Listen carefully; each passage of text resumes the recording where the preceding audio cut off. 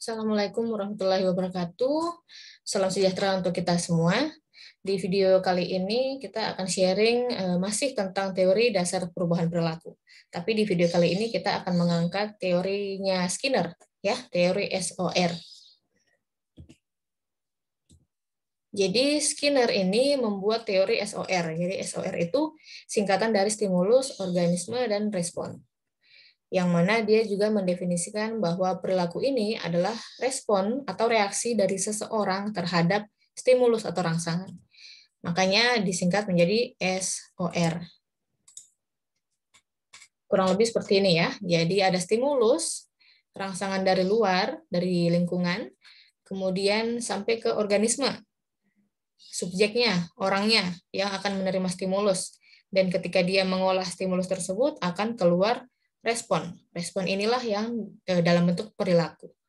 Bisa dalam perilaku tertutup atau perilaku terbuka.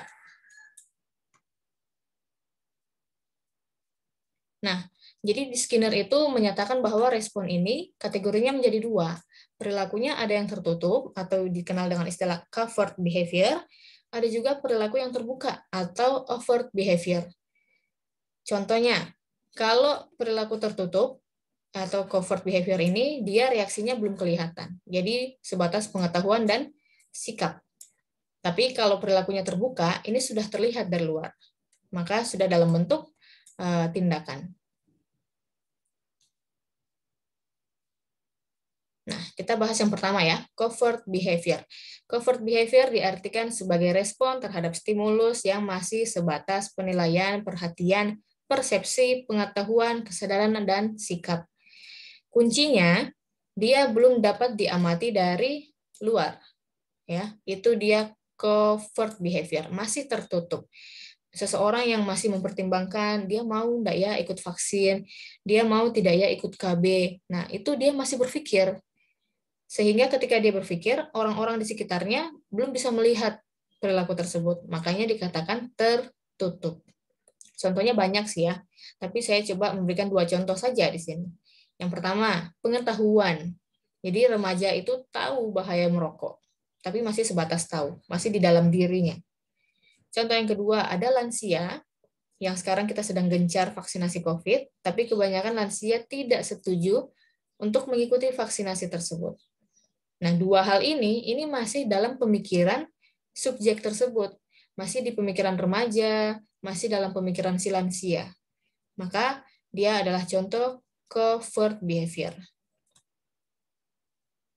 Kemudian, sebaliknya, kalau overt, ya, C-nya hilang nih, sisa overt, itu artinya perilakunya terbuka.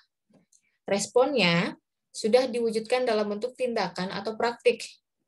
Karena sudah dalam bentuk tindakan, maka dapat diamati dari luar. Jadi mudah saja untuk membedakan ya. Kalau covert itu belum bisa kita amati dari luar, kalau overt itu sudah bisa terlihat, sudah bisa kita amati dari luar. Karena dia sudah bertindak, sudah ada perilaku, sudah ada gerak-gerik dan bisa dilihat. Contoh, kalau ada ibu-ibu yang datang ke puskesmas untuk periksa kehamilan. Nah, ini kan dia kelihatan tuh datang ke puskesmas, ditensi, diperiksa timbangannya, dan sebagainya. Itu terlihat.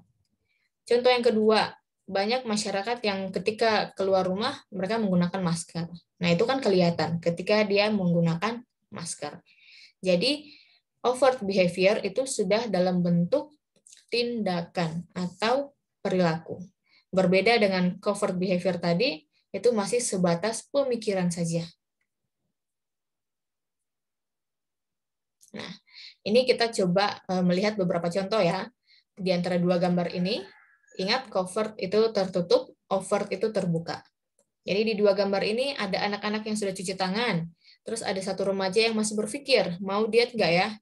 Nah, ini dari 2 gambar ini, saya rasa bisa dengan mudah kita bedakan, bahwa yang gambar di bawah ini adalah perilaku terbuka, karena anak-anaknya sudah cuci tangan, sudah dalam bentuk tindakan. Sementara si remaja ini kan masih berpikir, masih mempertimbangkan. Maka ini adalah perilaku tertutup. Ya, yang ini tertutup, yang ini terbuka. Contoh berikutnya. Nah, kalau yang ini dua-duanya Saya rasa juga bisa kita nilai bahwa keduanya adalah bentuk perilaku yang terbuka. Sudah dalam bentuk aktivitas, sudah dalam bentuk kegiatan. Ada anak yang makan sayur, kemudian ada keluarga yang sedang olahraga pagi. Ya, itu dia tadi sangat singkat penjelasan tentang teori SOR ya. Jadi semoga mudah dipahami. Yang perlu diingat bahwa SOR itu adalah singkatan. Stimulus, organisme, dan respon. Di mana responnya terbagi menjadi dua, tertutup dan terbuka. Tertutup yang belum dapat diamati, dan terbuka yang sudah dapat diamati, dalam bentuk tindakan atau perilaku. Semoga mudah dipahami, kurang lebihnya mohon dimaafkan. Wassalamualaikum warahmatullahi wabarakatuh, salam sehat untuk kita semua.